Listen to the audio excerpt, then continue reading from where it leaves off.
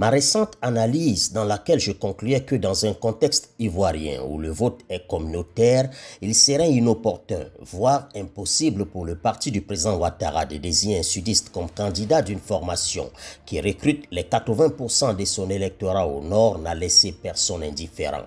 On ne saurait accuser un analyste d'encourager le vote communautaire en Côte d'Ivoire, comme c'est le cas au Cameroun, en Guinée et dans d'autres pays africains, simplement parce qu'il constate un phénomène connu de tous.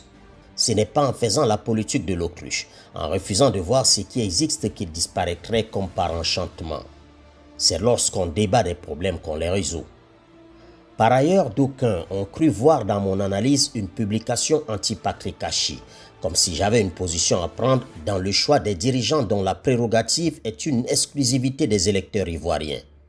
Qu'aurais-je contre le Premier ministre que je qualifie dans mon analyse de très compétent Patrick Achi? Voilà donc pour ce qui est de la mise au point. Je voudrais à présent utiliser l'analyse en question comme un sondage dont l'unique question aurait pu être: le nord de la Côte d'Ivoire, après avoir subi stigmatisation et violence, est-il prêt à voter pour un candidat originaire du Sud? Dans leur large majorité, les militants et sympathisants du parti au pouvoir affirment être prêts à voter pour un sudiste. Ce commentaire sous mon analyse me semble être celui qui résume avec une grande honnêteté les différents avis. Moi, le nordiste Djarasouba, voterai pour Achi Patrick le sudiste si telle est la volonté du PR ADO et du RHDP. Fin de citation. En d'autres mots, les consignes de vote du président Ouattara seront respectées à la lettre par l'électorat du Nord qui lui est acquis à plus de 95%.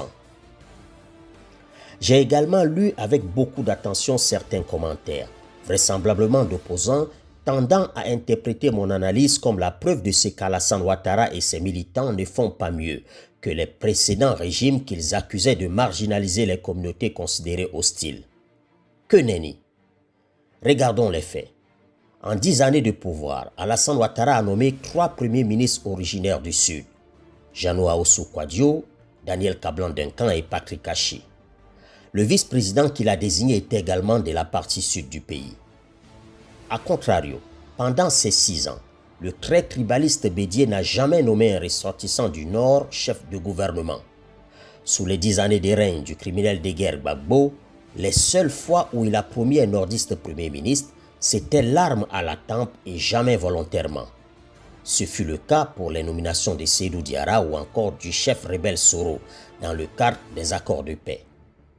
Mamadou Koulibaly, désigné président de l'Assemblée nationale par le boucher d'Abidjan, était juste un faire-valoir, le djoula des services, une sorte de dindon de la farce.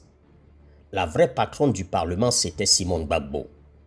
En conclusion, et sur la base des faits et actes des 3 grands courants de la sphère politique ivoirienne, il est évident que le RHDP de Ouattara pourrait plus facilement présenter un sudiste comme candidat à la présidentielle.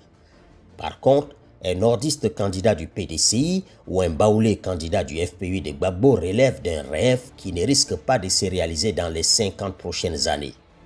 Le tribalisme et l'exclusion relèvent de l'ADN même du parti de Bédié et de la formation de Gbagbo, alors qu'avec la création du RHDP, le président Ouattara est en train de consolider un parti véritablement national qui transcende les frontières régionales et tribales. Les dernières législatives en ont été une parfaite illustration. Le parti présidentiel a fait une percée hors de son précaré du Nord en remportant d'importantes circonscriptions qui lui résistaient dans le centre, à l'ouest et dans l'est. Ce qui est vrai est vrai.